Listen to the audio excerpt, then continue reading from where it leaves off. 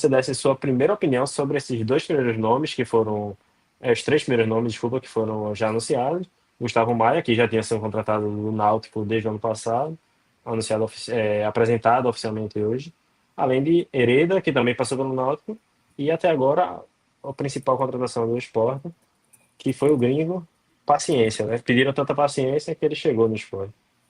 O trocadilho faz até sentido, né? A gente esperou muito, a diretoria disse que haviam contatos firmados, contratos que já tinham sido divulgados com vários jogadores, inclusive o presidente dizendo de Tuia, né, que tinham vários contratos sem espalhar. A gente esperava que esse processo de contratação ele fosse mais acelerado. O esporte não pode ficar refém do elenco que subiu para a Série A. Eu acho que seria uma tentativa muito errada de repetir o que o Vitória fez em 2023, 2024, perdão. Então não é uma garantia de que daria certo novamente. Então o esporte é lógico que precisa de reforços pontuais de qualidade, porque afinal de contas a gente está na Série A e precisa ter um time competitivo. Então a gente esperava mais celeridade nas contratações, a expectativa era essa, mas paciência. E paciência chegou e a gente tem agora um jogador nível C europeu, eu estou classificando dessa forma porque é importante destacar isso.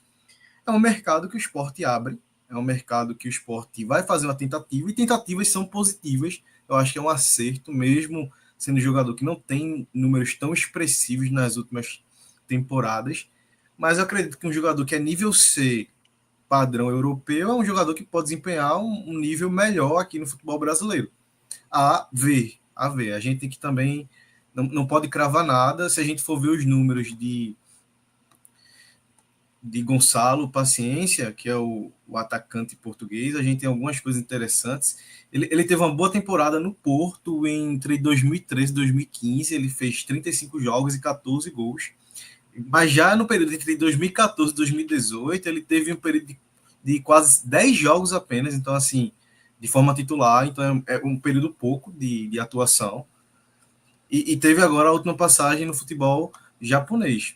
Então, eu acho que é algo a se esperar. Na seleção de Portugal, ele teve 17 jogos no Sub-21, 6 gols. Na seleção principal, 2 jogos e um gol. Né? Então é um jogador que pode contribuir, mas que vale a pena a tentativa. Em um mercado, Eduardo, tão restritivo como está a Série A, eu estou assustado. Não sei se tu tem acompanhado a, a, as contratações e os Extremamente valores. inflacionário. Né? Jogadores que antes você contratava por 200 mil mensais, hoje estão custando 600, 700 mil.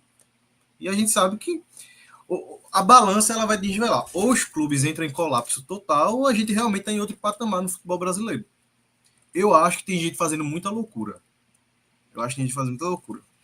Eu acho que esse mercado, eu não sei se você tem essa mesma impressão, tá? Mas para mim ele lembra muito a última vez que existiu a cota de comissionamento, que foi mais ou menos quando o esporte entrou em crise, que se dizia que era cota, que era alguma coisa, mas era adiantamento, mas não era, o esporte extrapolou. Mas não só o esporte, muitos times faziam isso, contratavam jogadores muito caros, o mercado ficou muito caro. E agora, mais uma vez, quando se fecha um novo ciclo, né? Está se abrindo agora um novo ciclo de transmissões, até 2027, que é o contrato da LFU, no caso do Sport.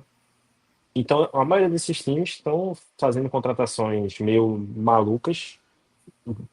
Assim, eu não entendo o Santos pagar 30 milhões em Tassiano. E esse não é nem o negócio mais bizarro que o Santos fez. Tem a situação do volante que eles contrataram agora, que pegaram o Internacional, assumiram a dívida do Flamengo, o Thiago Maia, e ainda vão pagar 2 milhões de euros e meio. Então a gente vê que o mercado local está muito inflacionado. E o esporte, obviamente, como você falou, não tem o dinheiro desse time. Não, não é como o Flamengo, por exemplo, que vai buscar um cara que é uma promessa na Europa, tem 23 anos. O esporte vai ter que buscar paciência mesmo, que é um cara, como você falou, é ali classe C da Europa, B, C. É um cara que começou muito bem no Porto, como você bem falou, era uma promessa do Porto, caiu muito de rendimento, chegou a ter uma boa temporada no Eintracht Frankfurt, que foi quando ele foi campeão da Europa League, ou a Liga Europa, uma das duas, aquela lá. E depois ele começou a rodar, foi parar no futebol japonês e agora está aqui no esporte. Mas essa é a realidade do esporte. Inclusive, eu acho que o esporte deveria explorar mais esse tipo de mercado. Existem outros O jogadores mercado de africano fora, também, eu acredito, né? isso. Até o próprio mercado português mesmo.